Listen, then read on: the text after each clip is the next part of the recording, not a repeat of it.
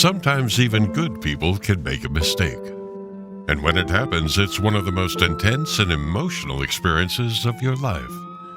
It could be a DUI, or maybe you were in the wrong place with the wrong people at the wrong time. Or perhaps you just did something stupid at the spur of the moment without even thinking, and now you're in trouble with the law.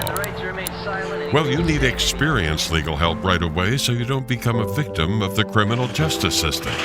Even good people can make a mistake, and if you, a friend, or a loved one has been accused of a crime, don't make another mistake by hiring the wrong attorney for the kind of help you need. You need to visit toddjohnslaw.com. That's toddjohnslaw.com, and then call Attorney Todd Johns today. Attorney Todd Johns has decades of experience helping good people like you who have made mistakes or bad decisions and will stand by you every step of the way. toddjohnslaw.com.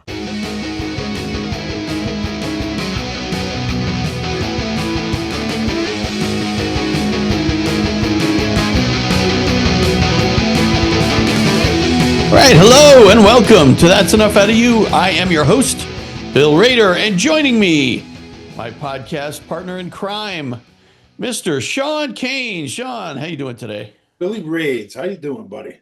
I am very tired, Sean, very, very tired, but I soldier on. You're a trooper, Billy. You're a trooper. Billy, I'm going to do most of the talking anyway tonight because this has been a long time coming. This is definitely is the most research I did on any episode. Yeah.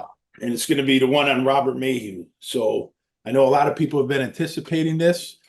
We're probably going to have to do more. We're definitely going to do more on Maheu. And then once this gets published, we'll have Lisa Pease, after she has the time to watch it, she'll come on a speakeasy and she'll critique it a little bit and add anything that I missed. But this is a big one, Billy. All right. So let's get right into it, pal. Let's do it. So, I mean, like I said, I did a ton of research on this. I was looking at all the declassified documents. There were so many on Maheu. I'm also going to credit a lot of books here, Bill. The Spooks by Jim Hogan, I looked at quite a bit.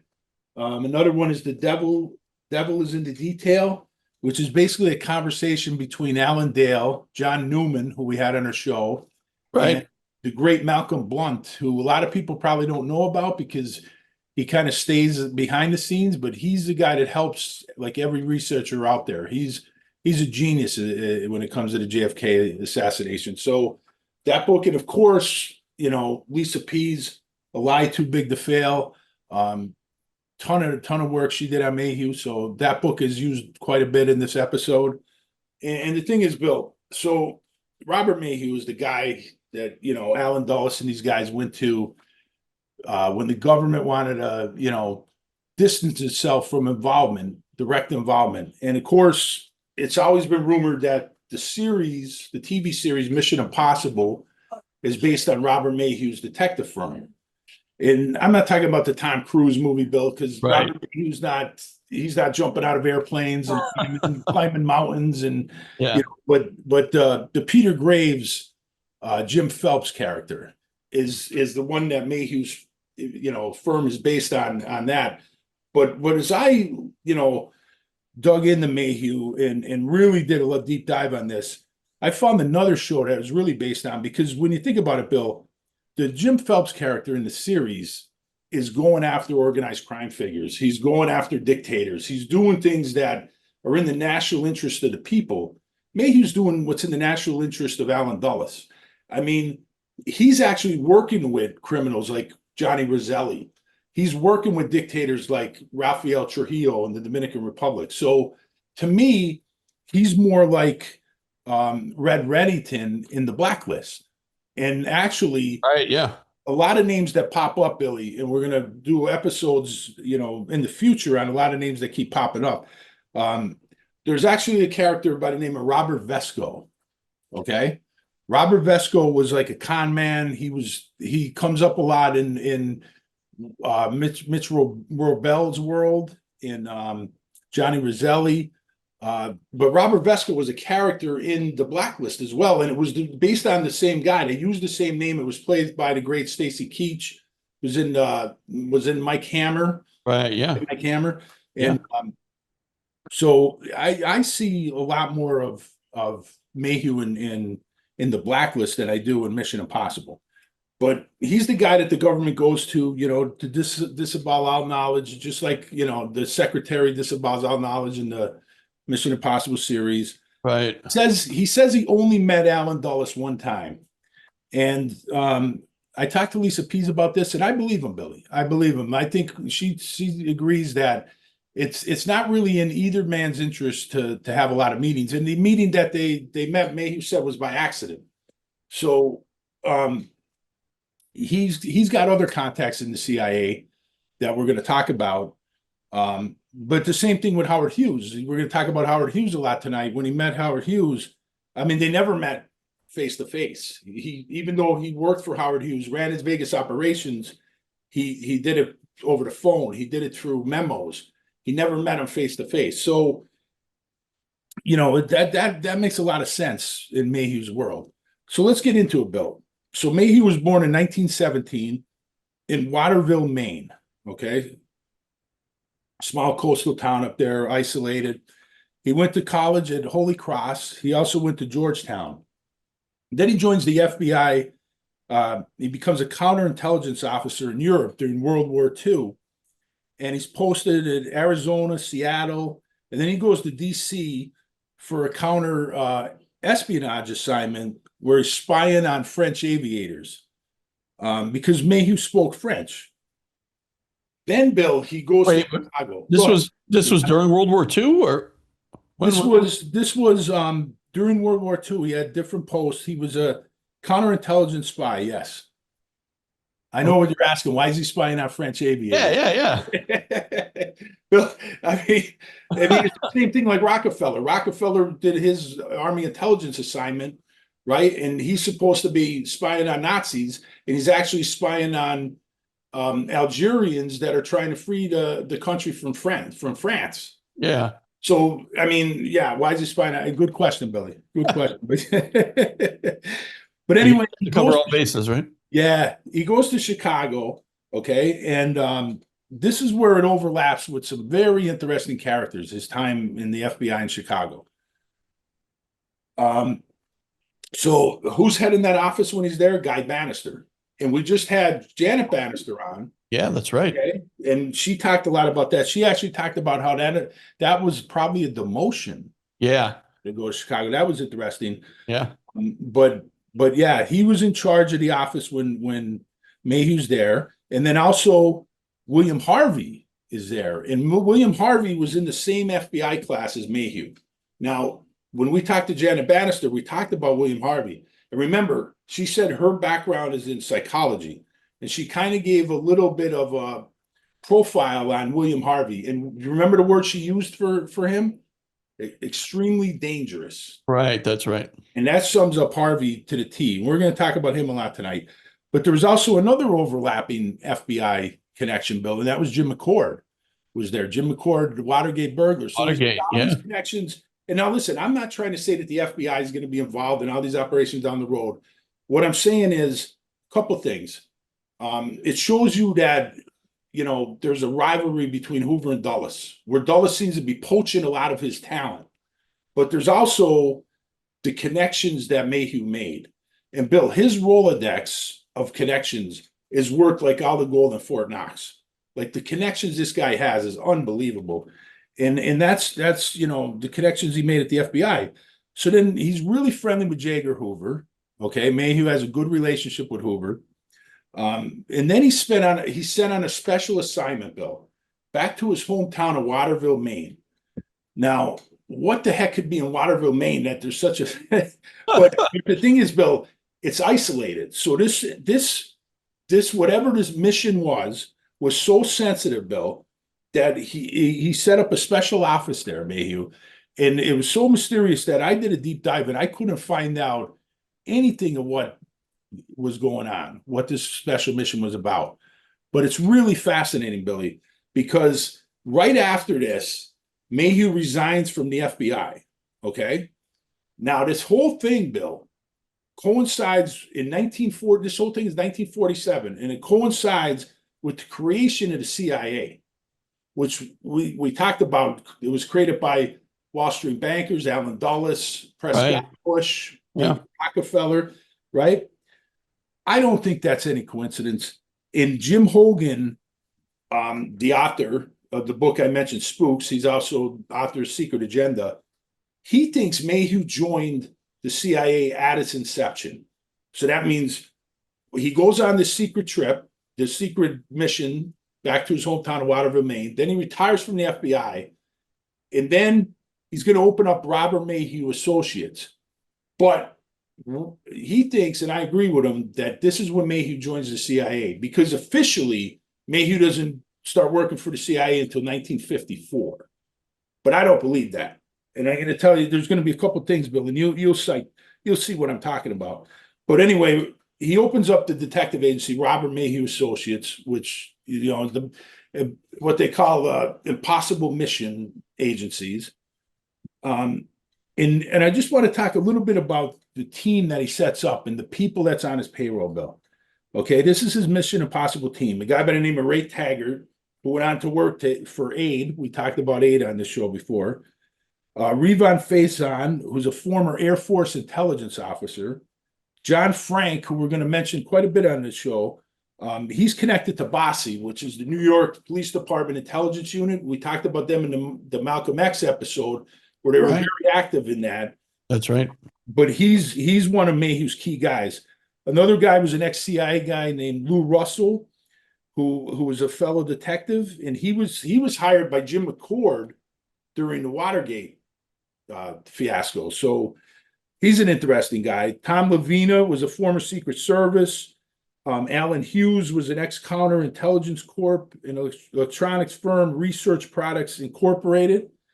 William Stanton was information and security for Westinghouse Electric's atomic division. So you see these connections, Bill, that this guy has.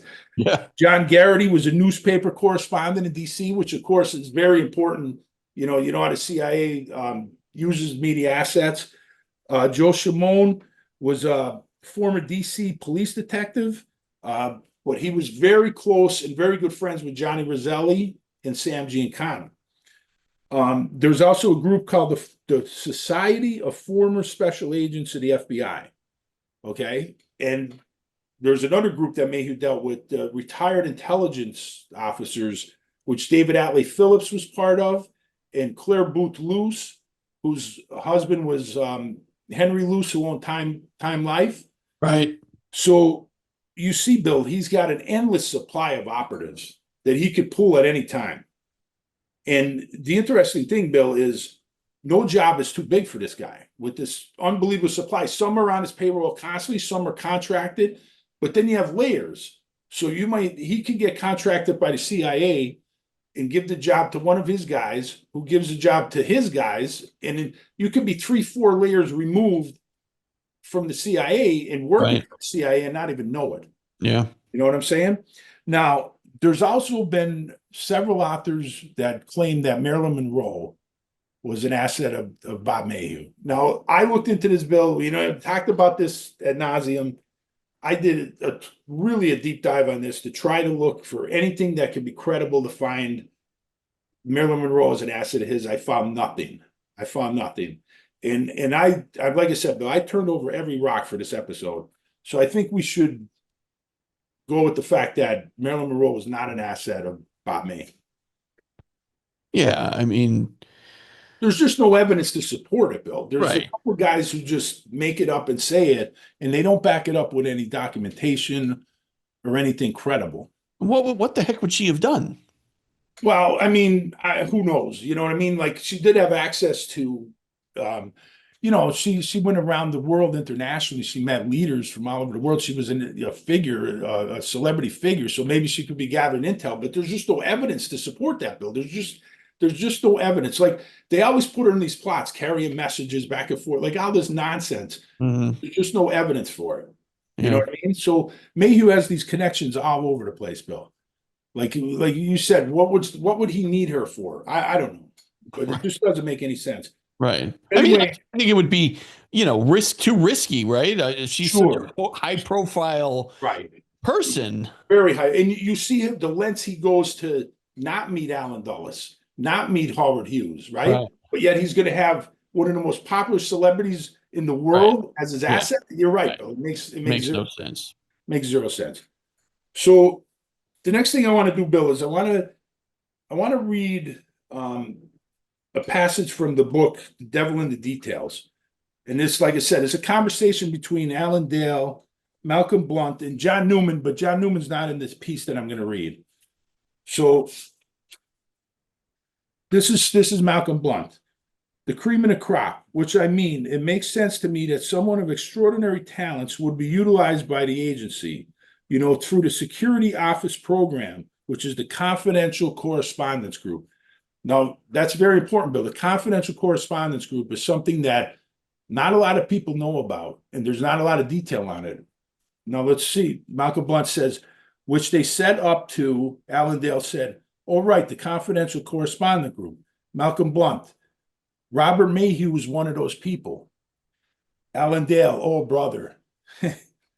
Malcolm Blunt. And so there were others, but those were former FBI agents. They could be former CIA people, former military people, Navy intelligence people. They could be anybody that had a talent that the security office could utilize. So the Office of Security, the confidential correspondent group comes under the Office of Security at the CIA. Alan Dale, absolutely. Malcolm Blunt. And therefore, hand-off responsibility. They could then put their hand up and say, it wasn't us. Right. In fact, Alan Dale, what's that, Billy? Like the Mafia. Yeah, yeah, like the Mafia. Alan Dale, in fact, we rejected this guy, Malcolm Blunt. CIA did not do this. Well, yeah, right. They didn't do it. They handed it off to the confidential correspondent group to do it. So if there was a black bag job, a bugging, whatever it was, a break-in, those people would be involved. Alan Dale. That's maybe the kind of what David Talbot, who we had on the show, is referring to in Devil's Chessboard, about especially with regards to a figure, an influential and resourceful figure like Robert Maheu, as David and Lisa Pease refer to off the shelves guy, off the shelf, and off the shelf could also mean off the books. Malcolm Blunt, correct. Alan Dale, yes, what a complicated, world we live in.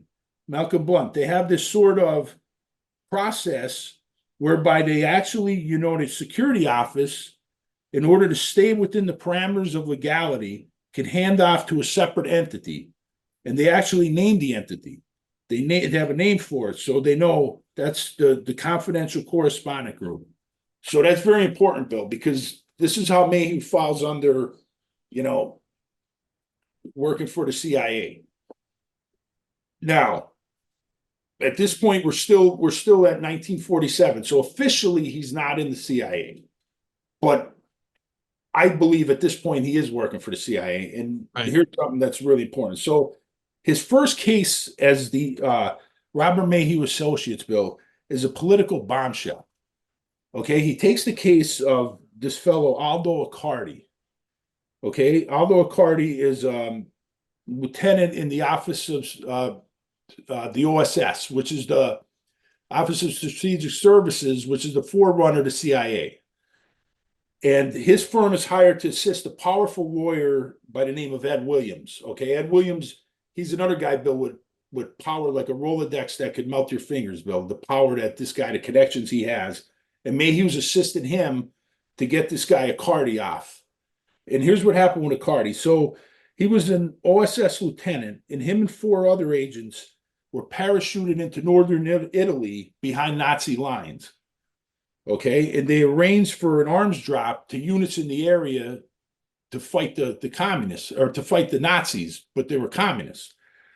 They get in a firefight, though, with the Nazis, and two of the guys are killed. Accardi and Major William Houlihan, who was in charge of the mission, and this guy La Dolce. Okay, they all survive and they take up refuge. So then finally, when the coast clears, they're set to complete their mission and give the weapons to the communists. But Houlihan, Major Houlihan, compromises the mission because he's worried that if he gives the weapons to the communists, they're going to turn around after they fight with the Nazis and use it on him. He is that Red Scare, fear of communism. Right. You know what I mean? Yep. So he compromises the mission. So what happens next is Accardi and Dolce kill Houlihan. Okay. And first they try to poison him. And then when that didn't work, they actually flipped the coin to see who was going to shoot him in the head. Oh, Dolce, yeah. And LaDolce ends up shooting him in the head. But the problem is they did a lousy job getting rid of the body. So the body's found. There's a big investigation. These guys are put on trial. And this is where Maheu's firm comes in and gets assigned this case. But here's the very interesting thing, Bill. And think about, now we're going on the premise that Maheu's working for the CIA, right? The Italian government and Jim Hogan, the author, feel that the murder of Houlihan was actually an ordered execution by the OSS headquarters in Switzerland, which handled all these sensitive operations. They would have been in charge of this operation. You know who ran that office at this time, Billy? Alan Dulles. Of course.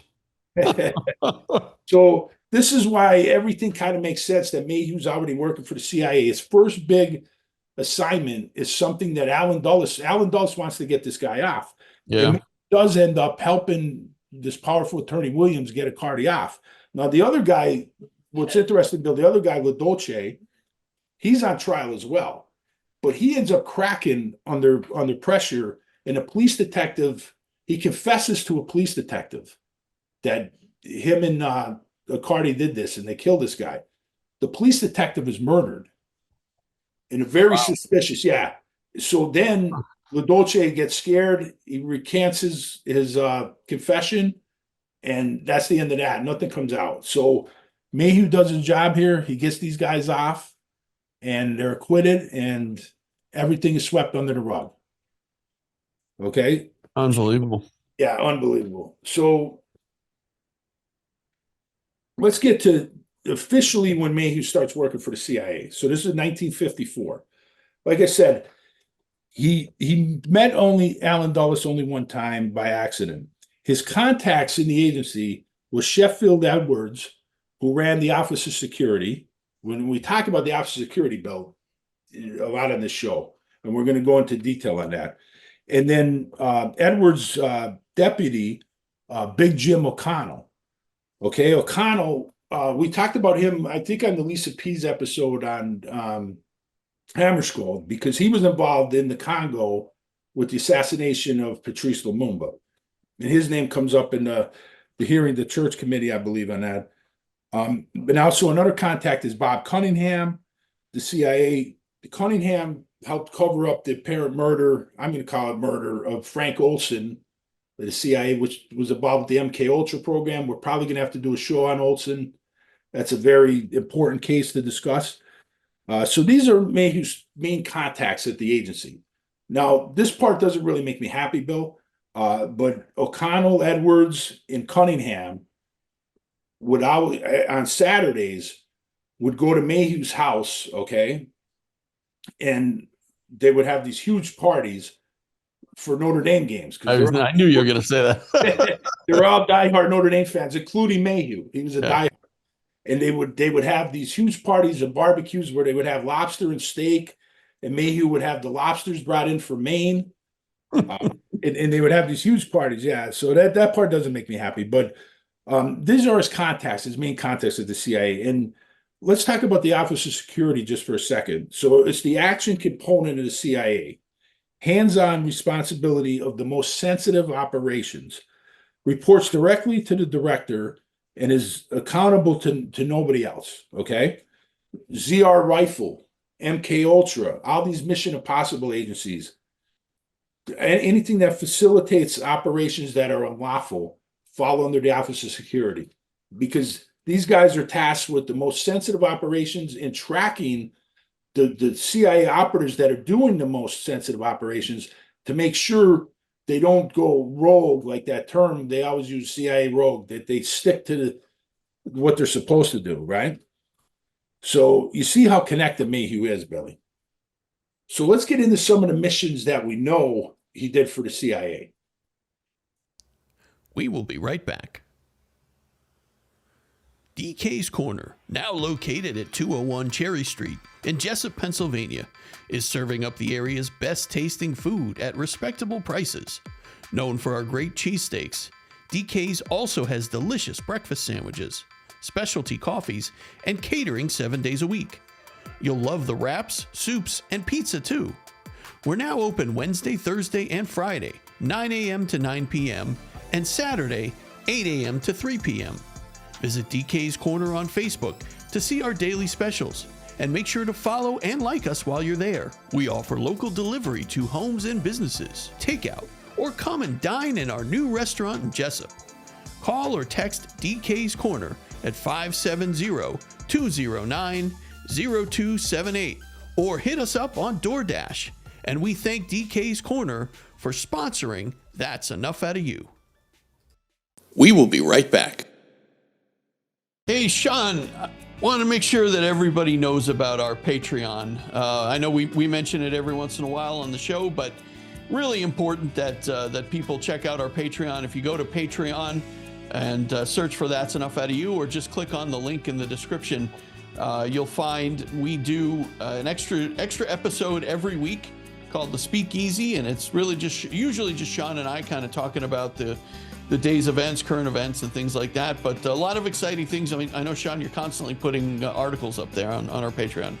Yeah, and sometimes, Bill, we do bring on special guests. We had Dave Whelan on, we had Scranton Dave, and every now and then we bring Patreon members on. We've had different members, Scott Alfieri, Michael Pilch, Dan Hankey was on. So, there's an opportunity there if you want to come on the show with us. So there's a lot of things we're doing. Like you mentioned, Bill, the articles. I put articles up on a free site, but I also put articles on Patreon that's not available on the free site. We have a lot of times I put up future intel about guests that we have coming up and stuff that we have coming up on the podcast. And, we created a great community there, Bill. There's a lot of chat goes on there. There's a community chat and a lot of the comments back and forth. Just the Patreon members always have great insight. So it's a community, Bill, and it's an opportunity for people to join for a really good price, Bill. Yeah, I mean, you can't beat it. You can certainly become a free member if you want to. There's also tiered levels with subscription amounts, and just for $1 that gets you everything. I mean, the $1 gets you everything, including our weekly show. There's other tiers. I think, Sean, what is there? A $3 tier? $3, there's a $5, there's a $10. I mean, and there's a $50 if people could afford to give $50. Yeah, I mean, totally up to you. Once you join, you can make that decision, and certainly, there's no commitment. I mean, you could join for a month or 2 months or whatever you want, and then you can switch your subscription around. Totally up to you. I mean, that's, people love Patreon for that reason. It really is. It makes it easy. It's kind of, however you want to do it, however you want to join. And we certainly appreciate anybody who joins our Patreon and supports the show, because we definitely, Sean, we're not getting rich off of this podcast, that's for sure. But we definitely, appreciate any support that we get from our listeners. And, we also have our merchandise store. If people want to check out, we have the shirt that I have on now. We have mugs up there. We have cups, hats, anything you can do to help the podcast grow. We also have a bookshop up there, Bill, where all the authors that we have on our podcast, we have their books up. And it supports local bookstores, Bill. The money goes to local bookstores, a little bit to us, and then to the publisher and to the author.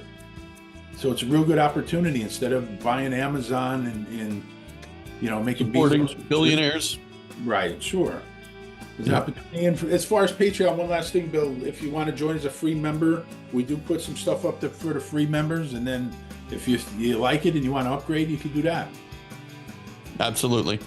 So definitely check out our Patreon. Like I said, there's a link in the description to our Patreon, or you can just go to Patreon and search for That's Enough Out of You and look for our logo, and just fill in the information and you can join. All right. That's it, Sean. We appreciate all of our Patreon members, and we hope that you guys will consider checking it out if you haven't joined. Thank you. Buddy. Dominican Republic. Okay. We talk about Rafael Trujillo was a dictator in the Dominican Republic. CIA backed him, heavily backed him. And then later on, when he got a little bit too big for his britches, they would take him out. Okay. In a coup, they would take him out. But at this point, they're backing him. So there was a guy by the name of Jesus de Galandes. Okay. Galandes was educated as a lawyer. He's a lecturer at Columbia University. He was born in the Dominican Republic. He was very outspoken of Rafael Trujillo's dictatorship. And he was going around, giving out these lectures, speaking out against them, becoming a very big problem for Trujillo. So what happened was, in 1956, Galandes vanishes. He just vanishes. Okay. And what it was, Bill, this was a sophisticated kidnapping run by Maheu's detective firm for the CIA. And the guy that ran it was the guy I talked about earlier, John Frank, who worked for Bossi, had connections with Bossi, the New York Police Department Intelligence Unit. Right. He ran the operation on the ground for Maheu. And what they did, Bill, they grabbed Galandes at his apartment. They drug him, take him in an ambulance to a private airstrip, and then they fly him to the Dominican Republic. Okay? Now, what happens next, there's different reports of what happened. I'm going to go off what I think is the most logical explanation of what happened to Galandes, because Trujillo was known to do these things. So this is what I think happened. And this is the report that I heard. Trujillo and his thugs torture him. Okay. They hoist him on a pulley and drop him into boiling hot water. And then they feed him to the sharks. Wow. That was a Trujillo method of getting rid of his enemies. Wow. So that's what I believe happened. But here's the important thing on this, Bill. If you're Maheu or you're the CIA, you know what's happening to this guy. When Trujillo asks you to help him kidnap him and deliver him to him, it's like, Bill, if the Wesleys came to you and asked you to kidnap a guy, and then a week later you found that the guy's head was floating in the East River, would you be shocked? You know what's going to happen, right? Right. Sure. But the other important thing about this is Lisa Pease talked about this, that she believes that this is important because when you look down the line that Maheu was tapped by the CIA to contact the Mafia to take out Fidel Castro, why would they do that with Maheu unless he was involved in other assassinations, right? It doesn't make sense. So this here makes sense because now he's proven himself he would be involved in operations like this for the agency. So later on, this is why they would tap him to go to the Mafia to take out Fidel Castro. And what happened in the Dominican Republic, Bill, just a short thing, so they back Trujillo. Trujillo ends up getting a little bit too big for his bridges. So the CIA takes him out, and then they actually have an election, their first democratic election, I believe, in 38 years, almost 40 years, Bill, something like that. And Juan Bosch is elected, okay? Now, Right. He had a complicated relationship with Kennedy, but I would say a good one, because Kennedy understood that Bosch was a nationalist, okay? And Kennedy always sided with those guys. The problem is Allen Dulles and David Rockefeller wanted Bosch out. So they back a military coup, and Bosch is overthrown and exiled to Puerto Rico, okay? Kennedy is so mad about this that he cuts all ties with the Dominican Republic, all funding, everything, until the Democratic elected president is put back in office. But what happens, Billy, we know Kennedy's assassinated. There's a coup developing trying to get Bosch in. After Kennedy's assassinated, it's just squashed. Right. And the Dominican Republic is just a mess. And it's a mess today, Bill, because of this nonsense. Sure. Maheu had a big hand in that, Bill. Yeah. So some of the other operations he's involved with the CIA. The CIA had in Yugoslavia, CIA had Maheu create a porno tape with the leader Tito, a lookalike of Tito with a prostitute. And the whole operation, Bill, was that they would plant breadcrumbs that would lead back to the Russians to make the Yugoslavians think that the Russians were behind this fake scheme. Okay. And then in Jordan, in 59, CIA used Maheu to secure female companionship for King Hussein of Jordan on his U.S. trip. And the CIA would use these for blackmail, though. They would blackmail these leaders, kind of sex traps they would set up. And Maheu would be like this. He would almost be like a pimp setting up these sex traps. Indonesia, the same thing with Sukarno. We talked a lot on the show about Sukarno. CIA tried to assassinate him. Later would be a coup. Yeah. It would lead to 500,000 to 1.5 million people killed. When Sukarno visited the U.S., there was a Project Harpstar, okay, that Maheu was involved with Scott McCloud of the State Department asked Maheu to vet hookers for Sukarno on his trip. Okay, the CIA wanted to blackmail Sukarno. So what would happen is Sheffield Edwards, one of Maheu's key contacts at the CIA, would have Maheu make a porno tape with a Sukarno lookalike and a KGB spy. And they would put that out that Sukarno's in bed with the Russians and this and that. And it's this kind of nonsense, Bill, that one of the things Maheu would get involved in with these sex traps and these blackmail and these really dirty, that you hear these private eyes would get involved with. But we're talking about high level, sensitive, very high at the agency type operations against leaders of other countries, Bill. In a lot of cases, democratically elected leaders. Next operation, Bill, is the operation against Aristotle Onassis, which, of course, Jackie Kennedy would end up marrying. Okay.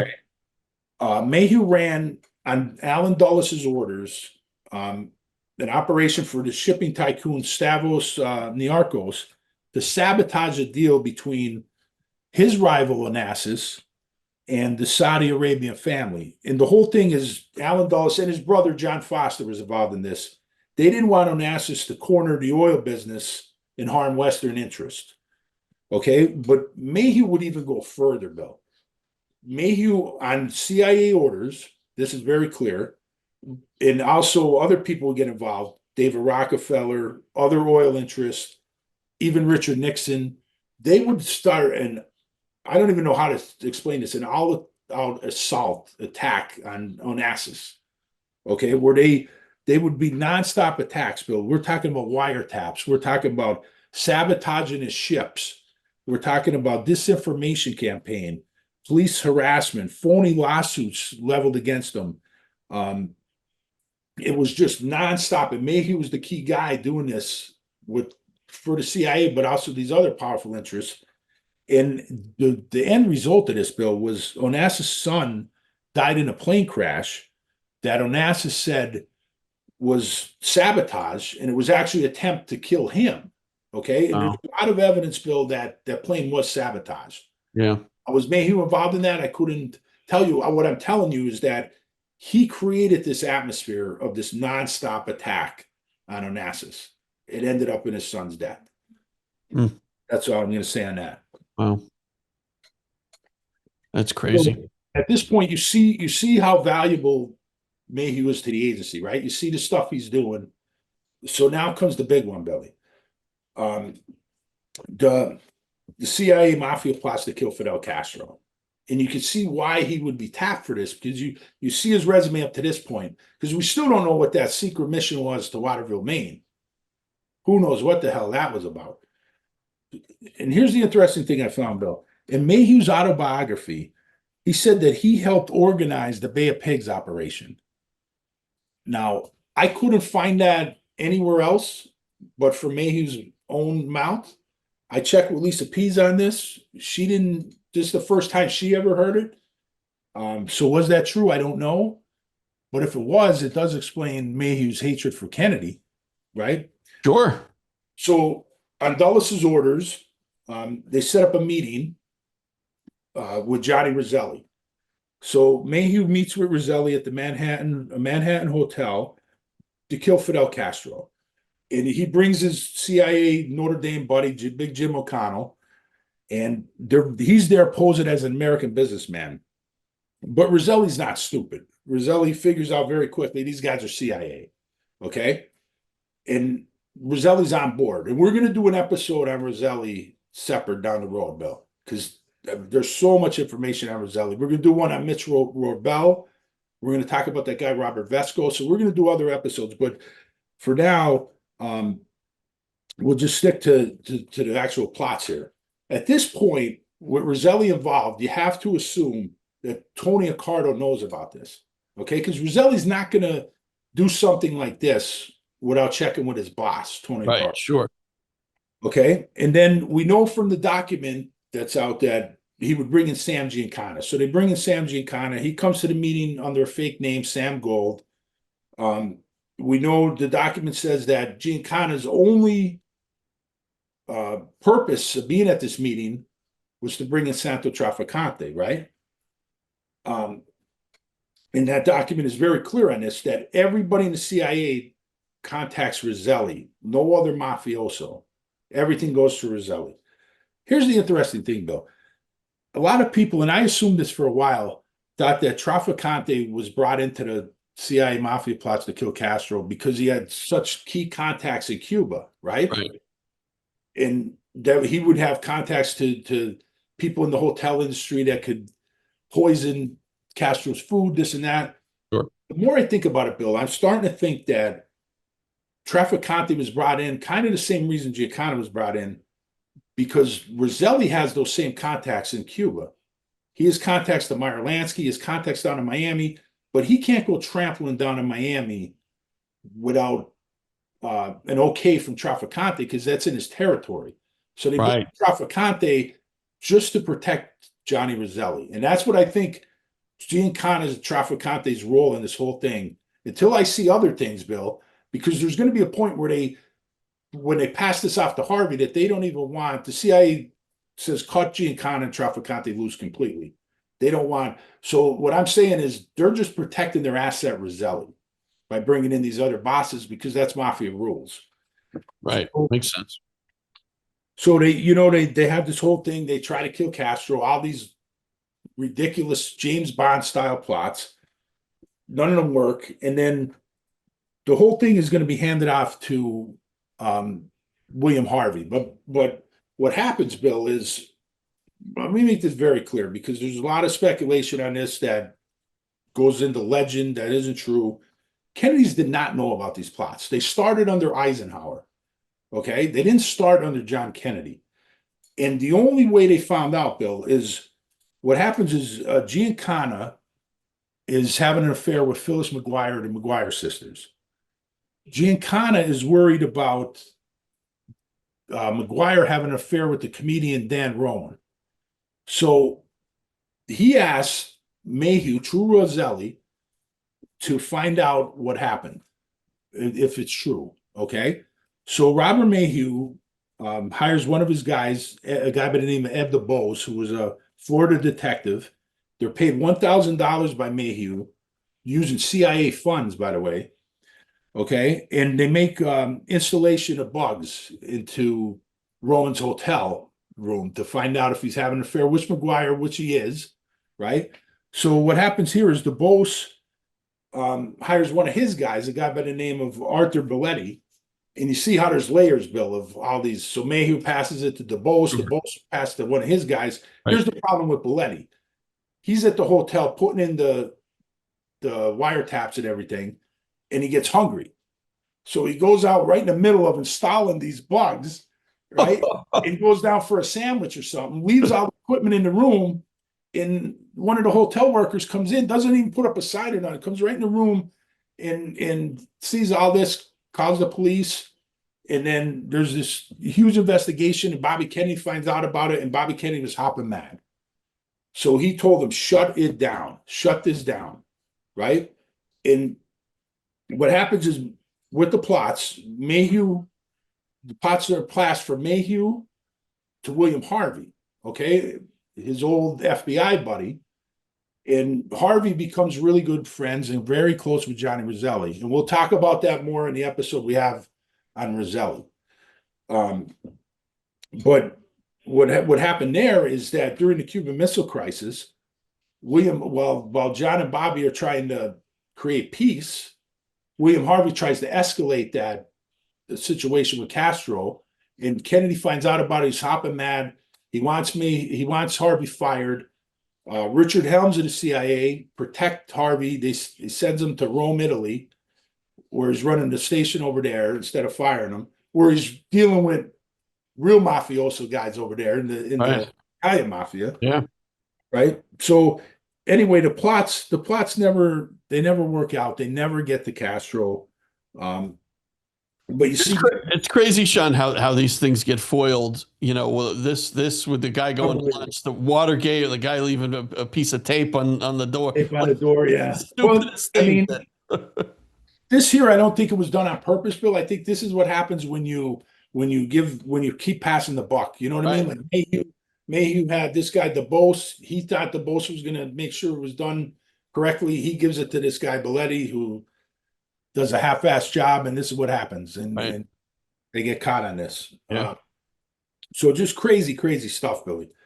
So now let's get into Howard Hughes, Bill. So everybody knows about Howard Hughes, aerospace engineer, business magnate, film producer, investor, later a recluse and eccentric, really strange behavior, Bill. Some people, Lisa Pease, myself, think the CIA caused a lot of that behavior to take over his companies. But we know he had OCD. We know he had chronic back pain, that he had drug use, right? Painkillers and stuff. And sure. But he had heavy CIA connections, Bill. Hughes Aircraft was a major supplier of spy satellites to the CIA. But at some point, the CIA would take control of this empire. And there's no doubt about that, Bill. Okay, so let's get into Maheu starts Hughes as a fixer, kind of like a Ray Donovan, working contract stuff. Hughes hires him, in 1966, Maheu officially takes over as CEO of Nevada operations for the Hughes organization. Okay. And there's some really sensitive projects that Maheu's involved in. Project Azorian and Project Jennifer. These were CIA operations Maheu was heavily involved in to recover a sunken Soviet submarine. Okay, so you see the sensitive operations that Maheu's trusted with. And Hughes provides the cover story for this by announcing a deep sea mining operation. But the CIA secretly built the Hughes Explorer to retrieve the sub. But here's the thing, Bill. I did a deep dive. I talked to a lot of different people, and this may actually have been a cover story for a cover story of something else. Like this, there could have been something else going on. And some of the things I heard, Bill, but I couldn't confirm, are absolutely frightening. Mm. And it explains to me, why I love the ocean, but I love the ocean from like a boat or from like, a bar at the beach. Right. There was stuff down in the ocean, man-made and made by nature that is terrifying, Billy. Mm. So I'll just leave it at that. But you see the sensitive operations he's involved in. Another thing with Hughes was known to admire pretty young women. That's no secret, right? So what he would do is he would have his employers approach these girls and offer them a place to stay. And Maheu would arrange a lot of this because he has this expertise already with working with the CIA and all these sex trap operations, right? Yeah. So what happens, Bill, is there's a girl by the name of Yvonne Schubert, and Hughes really gets fixated on her, and Maheu sets her up in an apartment for Hughes to come see her and stuff. But the thing is, she starts a relationship with this actor by the name of Samuel Rand. Okay, and Hughes is really upset, and he tells Yvonne that if she didn't stop seeing this actor, this guy Rand, that he would have his face fixed. That was a direct quote to him. Okay, so anyway, Hughes goes to Maheu, and he asks him to get rid of Rand.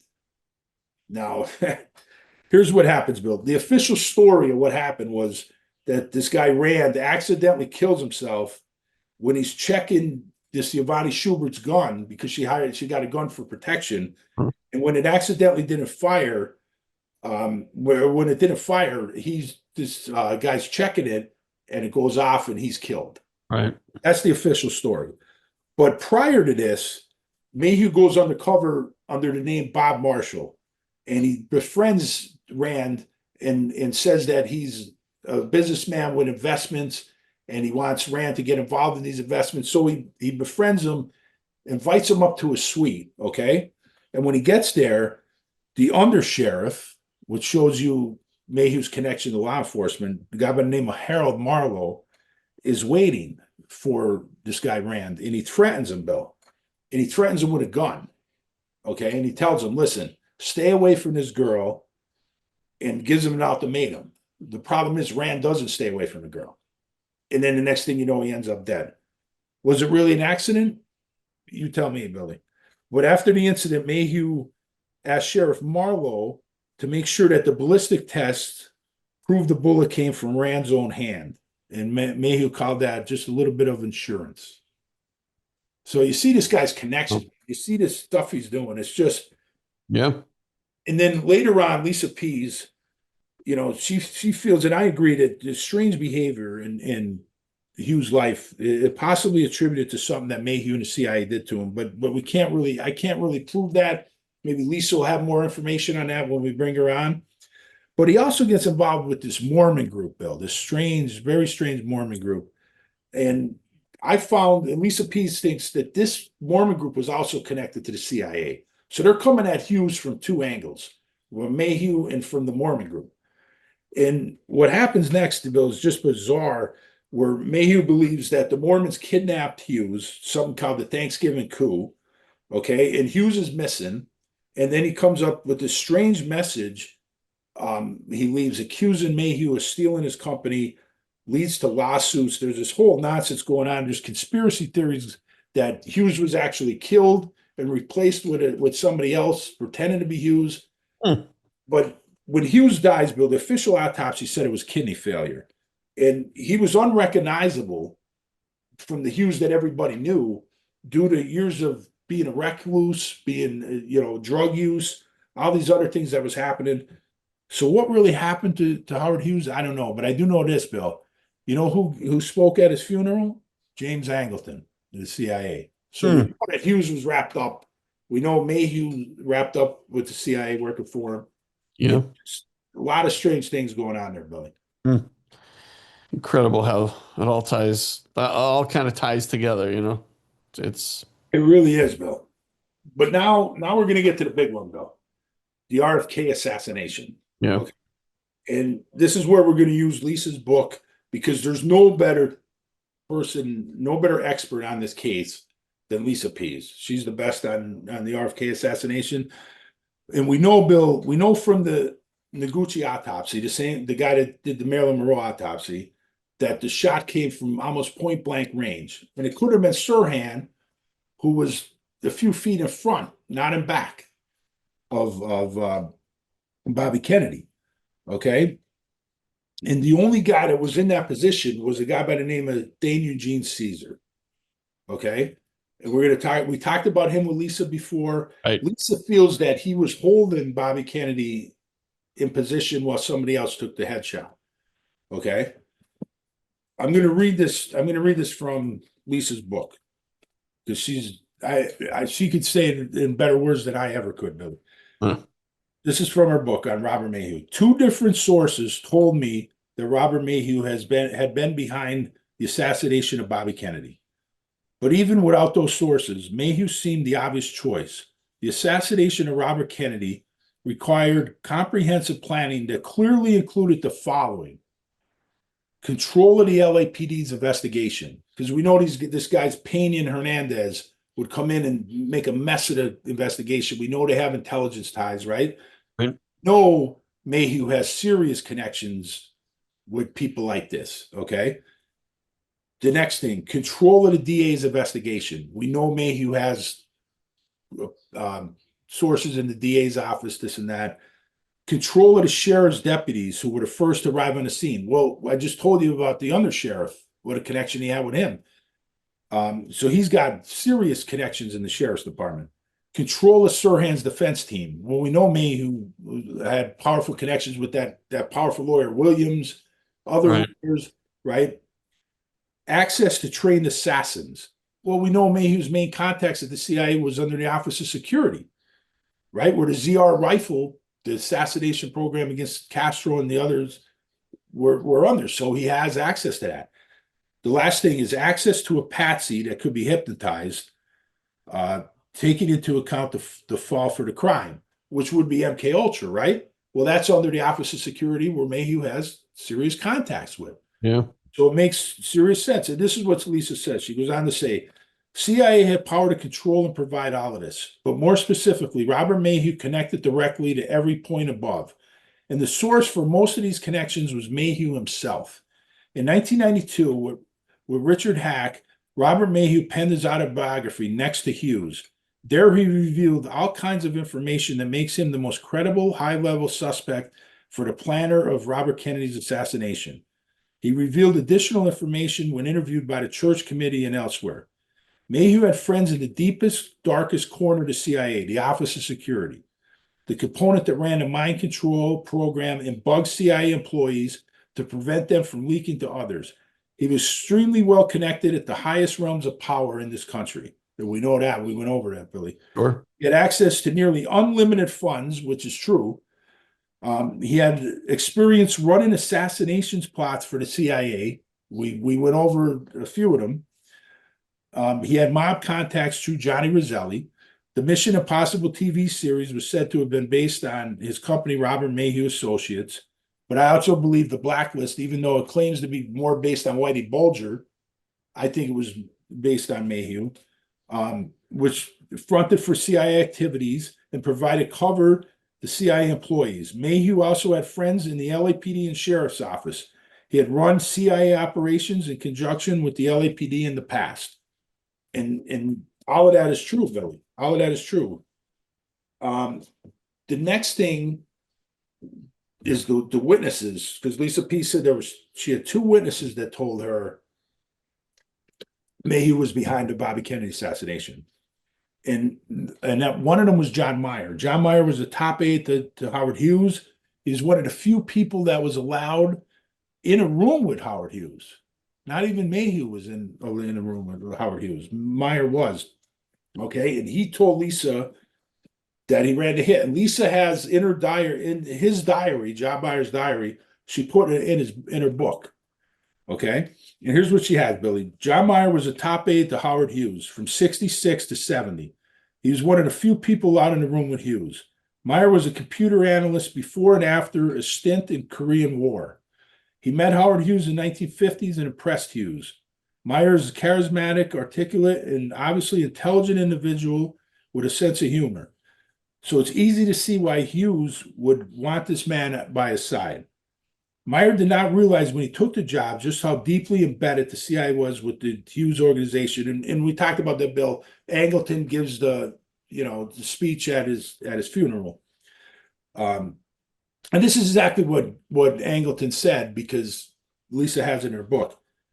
Howard Hughes, where his country's interests were concerned, no man knew his target better. We were fortunate to have him. He is a great patriot. That's from James Angleton at the Hughes funeral. Wow. Maheu first learned the CIA's role with Hughes 2 months after Kennedy was assassinated in August of 68, when a CIA operative named Michael Marriage, who assumed Maheu was also CIA, mentioned his CIA employment. Marriage gave Maheu a list of politicians that CIA wanted to support. And I'm not going to go into that, but I want to read this part, Bill, because this is from the diary of John Maheu. When I visited, this is from Lisa, when I visited John Maheu in his home in Canada in the 1990s, he had told me that the RFK assassination had been organized by Bob Maheu. His proof related to the many daily diaries he had kept his adult life. At the time, he would not show me or read to me from the diaries, and I didn't press. But when I visited him again with David Talbot in 2013, Maheu read his diary entries that included the following. June 1st, 1968. I completed the speech and the supporting background documentation I prepared for Bobby Kennedy on the underground testing programs in Nevada. Okay. I spent the morning with George Roth, my research editor, on additional background information. At noon, Bob Maheu called and told me to cancel my trip schedule for Monday and wait until after the 5th. I was upset and advised him a schedule had already been arranged, and I was to meet Harry Evans and Paul Schrade, who were assisting Kennedy in his campaign in California. They also were assisting Howard Hughes and myself stopping the underground testing in Nevada.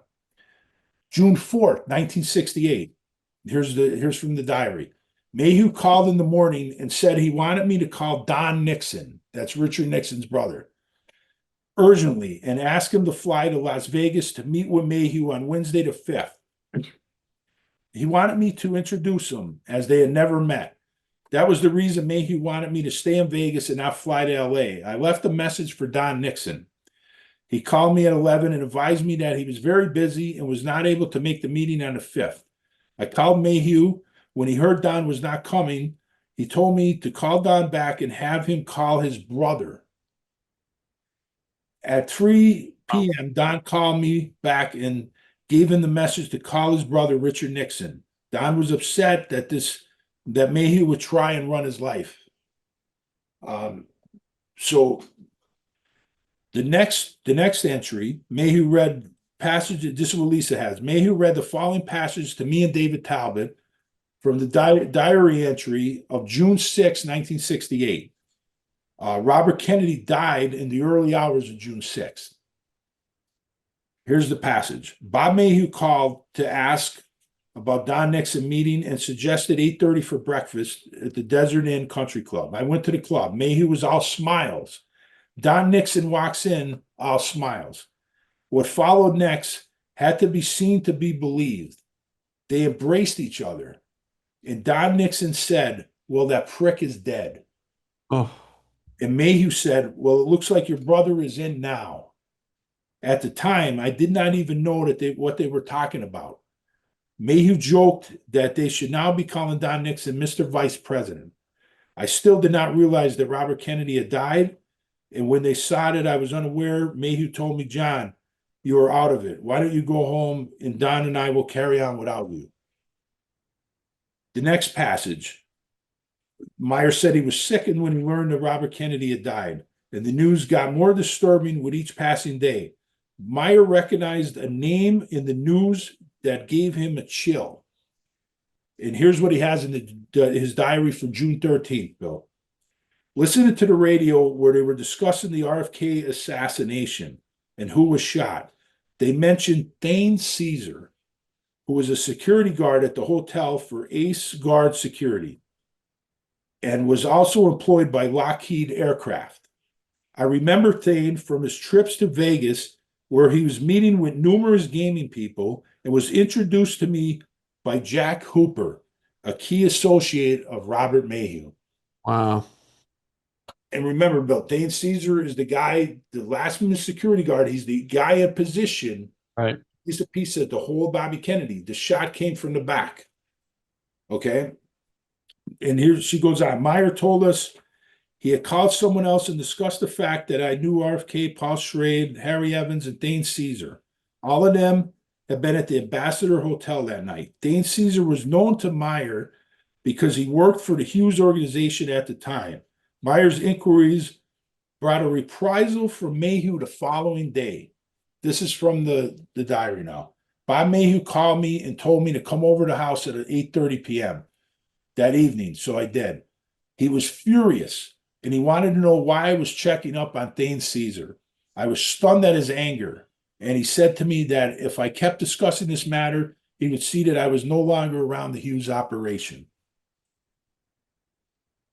Now, more that Lisa Pease has here, Billy. On June 15th, Jack Hooper, the associate of Maheu, told Meyer that he was speaking with Bob Maheu and was never to mention the name or Bel Air Patrol. What was so sensitive about Bel Air Patrol? This is Lisa Pease. The answer came not from Meyer's diary, but from something Carl McNabb, a former CIA operative, had told me long ago. McNabb had told me that he had learned there was some association prior to the assassination between Maheu and Thane Caesar, from the time when Caesar had worked for Maheu at Bel Air Patrol.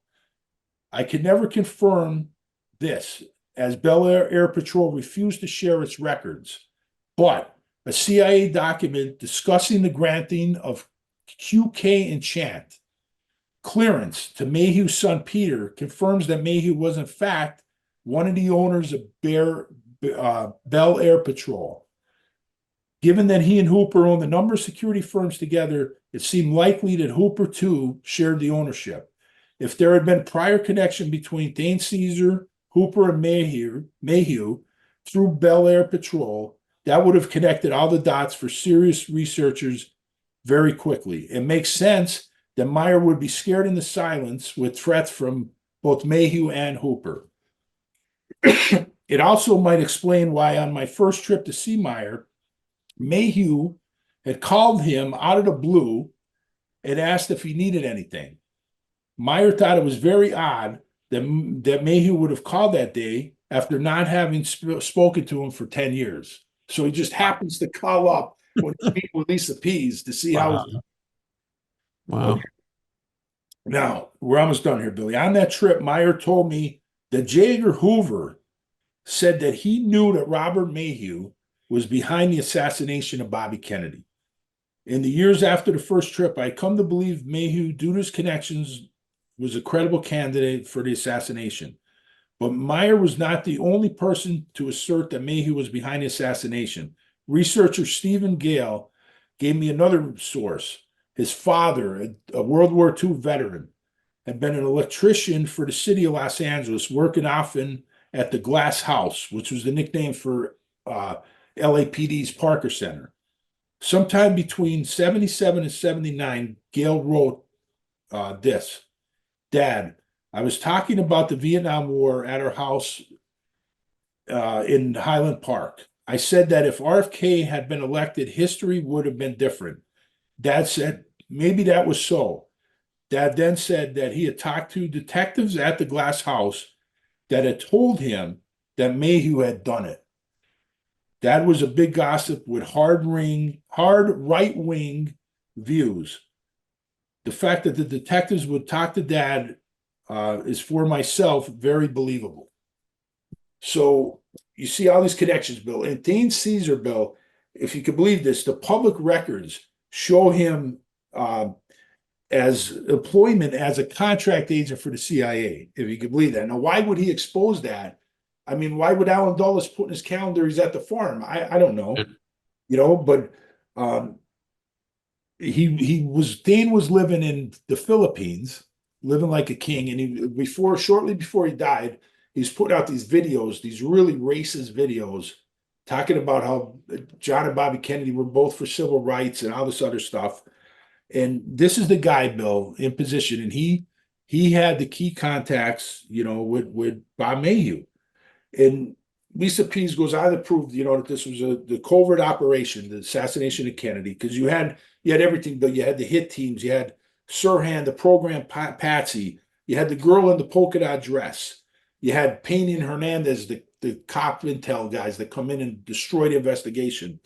So you had everything, Bill, that stinks of a CIA operation. Right. And then don't forget that there's a document now that James Angleton of CIA, was controlling Sirhan's security file. Yeah. When you put that all together, Billy, it's very. To also take into account, when we talked to Sirhan's brother, remember what the lawyer told them when they first met with him. Yeah. He said, we know he did it. We're just going to try to keep him off of death row. Yeah. Right. Who says that? What lawyer said that? Nobody said that, because that tells you, Bill, who are those lawyers working for? Right. They're not working for Sirhan. Right. Right? They're not working for him. They're working for somebody else when they say something like that. It's the same thing when that girl on one of our question episodes, or that person, I forget, asked why Whitey Bulger's lawyers didn't use the defense of MK Ultra. Who are they working for? Right. Working for the government, or they're working for Whitey? Well, it's the same thing with Sirhan. Yeah.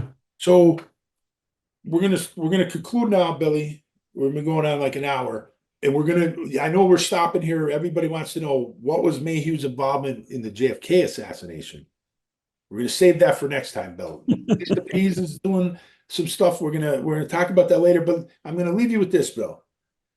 You've seen all these sensitive, off the book operations that Maheu was involved in.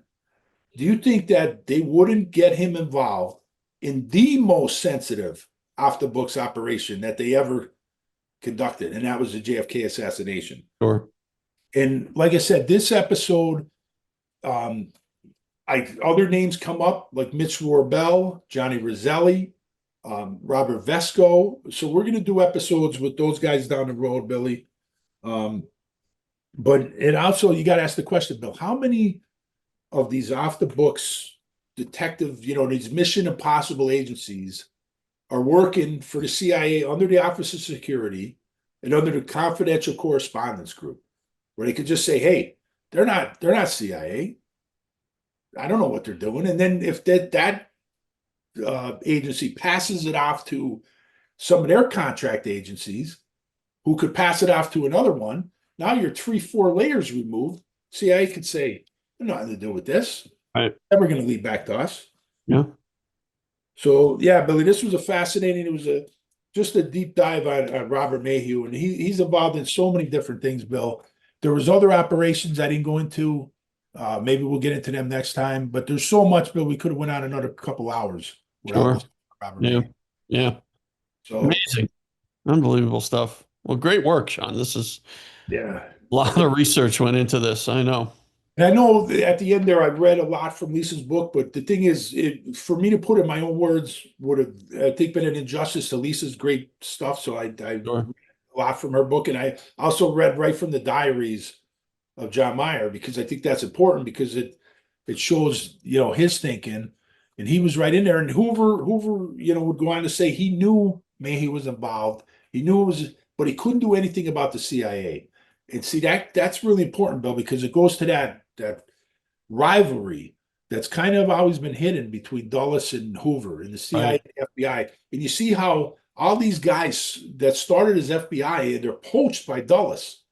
All these guys like Maheu and Bannister and Harvey and Jim McCord, and all these guys start as FBI, and then so that adds fuel to the fire. Right. And also, Bill, I wish I could find out more of that secret mission that Maheu did right before he retires from the FBI. Yeah. What was that? At that point, Bill, was he already working for the CIA, which was just about ready to be formed? I think he definitely, officially, he started working for them in 54. I have no doubt he was working for them at their inception, Billy. I really believe that. Yeah. Wow. All right. Well, good job, Sean. Amazing work, really. All right, let us know what you think. Put your thoughts in the comments, on what you thought about this, not about our theme music or our ads or anything, but about what Sean just talked about. Let us know what you think. Give us your view, your opinion. If you have any other information that could corroborate what Sean's saying or disagree with it, that's fine. But definitely do that. Give us a like and subscribe. If you haven't subscribed to our channel yet, please do that. We're almost at 1,000. So Yep. I mean, by the time this drops, we may be there already. If you haven't checked out our Patreon, please do that. Also, we do a weekly program in addition to this on our Patreon called Speakeasy. It's a little bit more informal. We kind of shoot the breeze and talk about, we don't shoot the breeze as much anymore. We're a little bit a little angrier these days, but we get into some more current headlines and talk about the events of the day. And a lot. Sean posts articles on there every single day, so check that out. A lot of great discussion, Billy. There's a great community chat there, and I'm sure this episode will come up there, and people have a lot of great insights on Maheu, and maybe we'll get a good discussion going on that. Absolutely. All right, Sean. Great job. All right, buddy. All right. Thanks, everybody. That's Enough Out of You podcast is executive produced and written by Bill Rader and Sean Kane and edited by Bill Rader. The That's Enough Out of You podcast and logo are exclusive property of Bags of Chicken, LLC. Any rebroadcast, retransmission, or accounts of this podcast without the express written consent of Bags of Chicken, LLC is prohibited. So don't even try it.